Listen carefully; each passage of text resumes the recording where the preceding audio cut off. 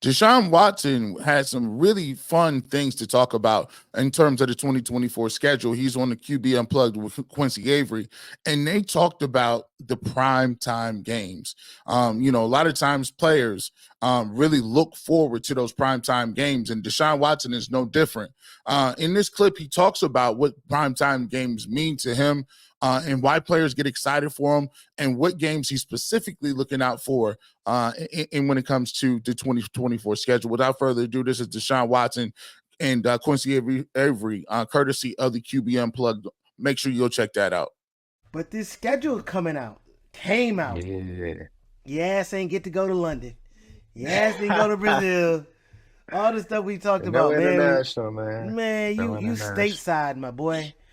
When you look at the schedule, right? What are the things that NFL players look at, right? When they're seeing the schedule, what are they like? Okay, let me check this out. Like, what are the first few things that you're looking at?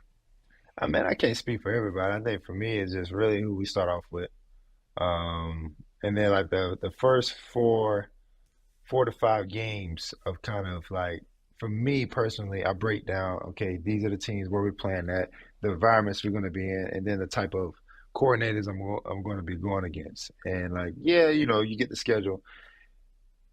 You see the primetime games for sure. You know what I'm saying? That's definitely number one. So if I had to rewind back, I say primetime games. All right, cool.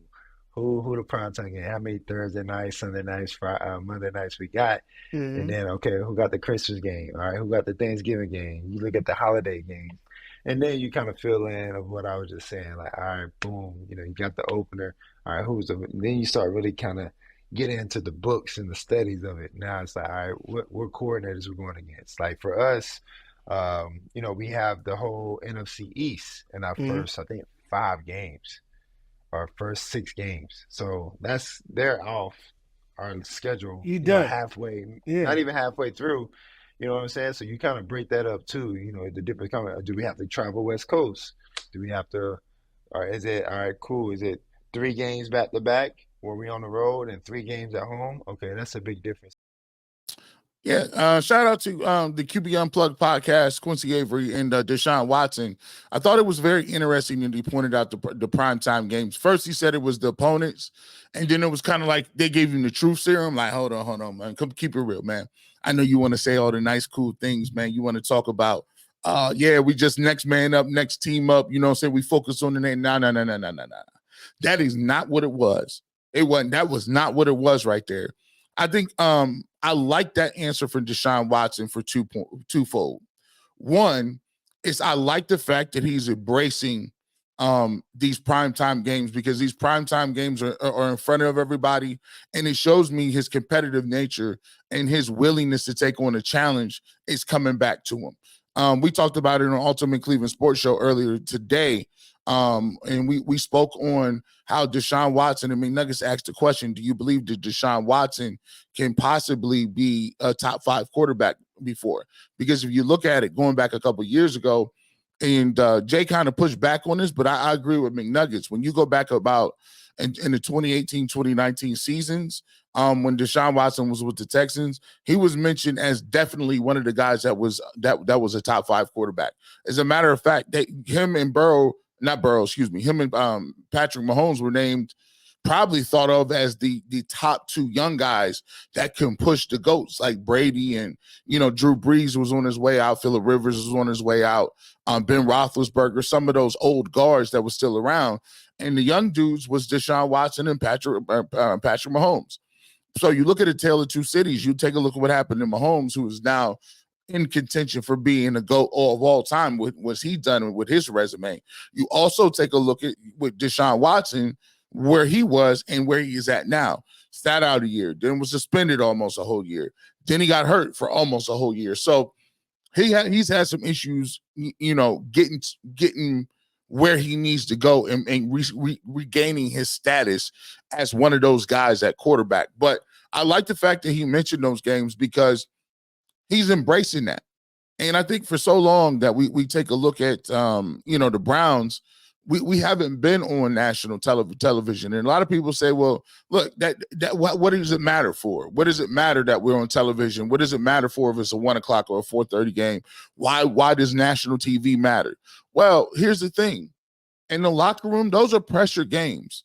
And you want an opportunity to battle test your team. You want to be able to have them be veterans that have been in some wars, so to speak, and that they know what it feels like to have a pressure that comes down to a 4th down stop, or a pressure to be able to make a throw or run for a 1st down when you're trying to, come back or get in the game or trying to salt the game away. So, all of that goes into it. The pressure is part of it. And I like the fact that Deshaun Watson is going towards the pressure instead of running away from it. I also think it's cool for the fans. For me, giving you that background is, I came up in the 90s. You know what I'm saying? So when I was my most influential stages in terms of learning the game of football and playing, I was in 8th grade. You know what I'm saying? So, the Browns moved in 95. So that was basically, I was already in high school, still playing football, and we didn't have a team to root for.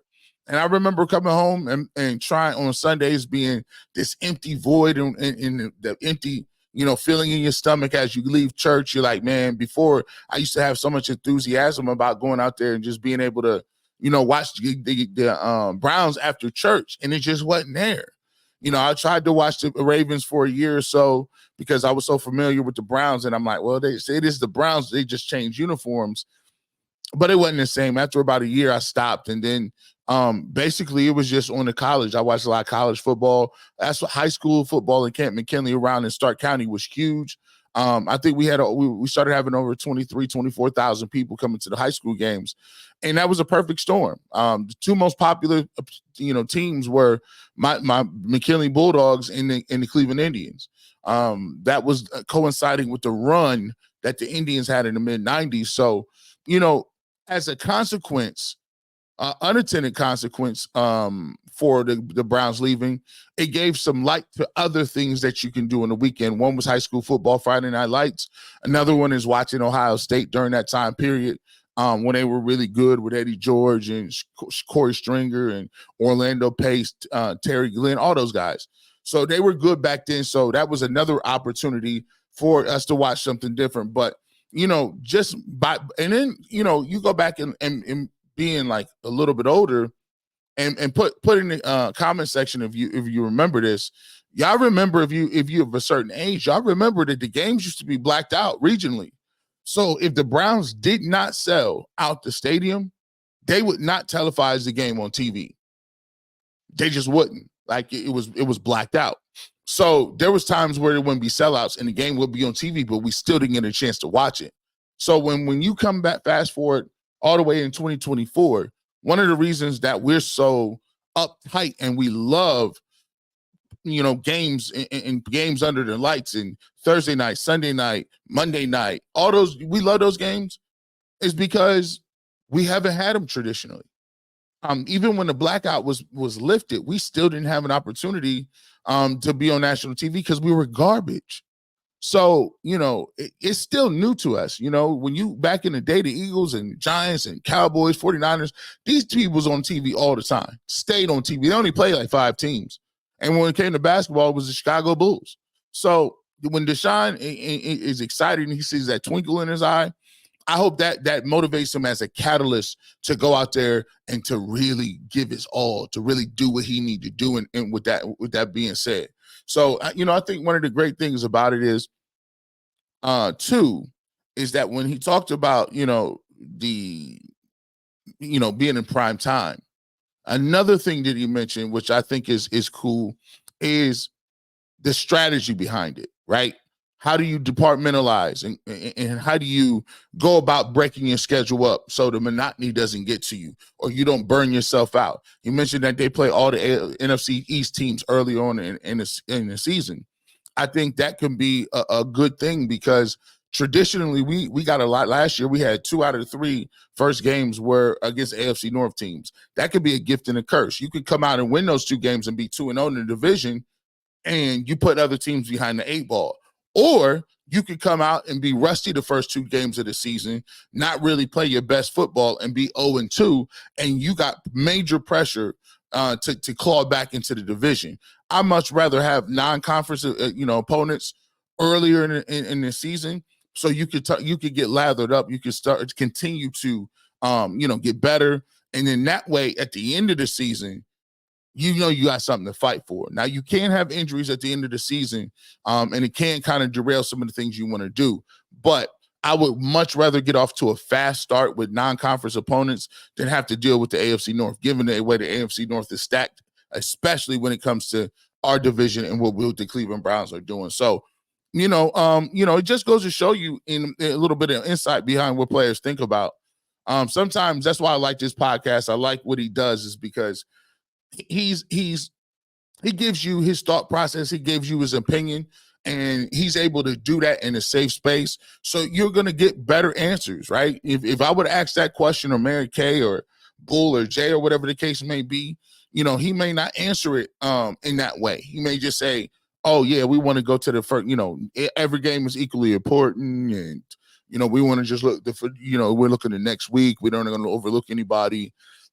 Nah, come on, man. I like the authenticity when he was like, nah, every player gets up for those night games and those primetime games. Heck, I didn't even play in the league.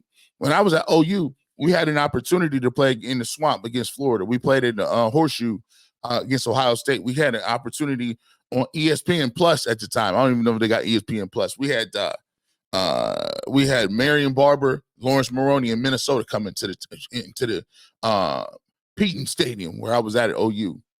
Got ugly real quick though. It was so ugly. Coach was like, "We not watching this tape. Come on, bro. You know what Marion Barber and Lawrence Maroney was doing? Come on."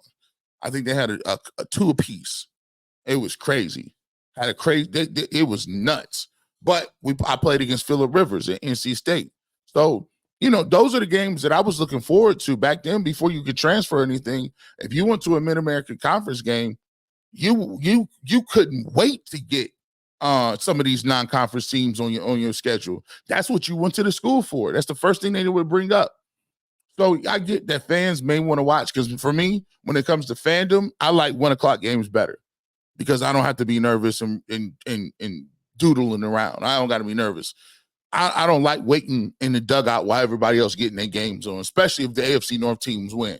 So now I've seen the Steelers, Ravens, Bengals win. Now you on Monday night or Sunday night, you got to wait all that time, and you think, man, we're going to lose a whole spot in the standings and the seeding right now. And plus 1:00 games, you can get it over. I can watch my fantasy teams the rest of the day, knowing I'm in the dugout with my little win. So for me, I'm all for the primetime games. And I think if you talk to any other player out there, they'd be about it too.